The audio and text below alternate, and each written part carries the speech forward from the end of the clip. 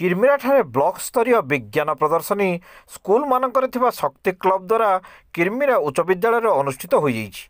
School प्रधान शिक्षक सौरी नारायण सिंह सभापतित्व में उद्घाटन उत्सव में एबीईओ घनश्याम चांद मुख्य अतिथि, आदर्श विद्यालय प्रधान शिक्षक हेमंत कुमार नायक, विद्युत विभाग जंत्री पवित्र मोहन महापात्र सम्मानित अतिथि भाव में जोगदे कार्यक्रम को उद्घाटन करथिले।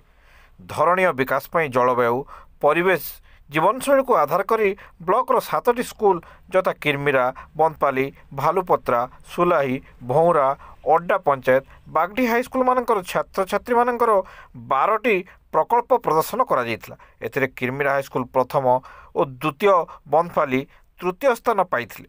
लईकेरा कॉलेज अध्यापक सुशांत कुमार रथ, रघुनाथपाली हाईस्कूल प्रधान शिक्षक प्रशांत विश्वाल विचारक थिले। शिक्षक कौशिक बेहरा कार्यक्रम परिचालना करिथिबा बेले चूड़ामणि बाग, संगीता नायक, निकिता बाग प्रमुख सहयोग करथिले।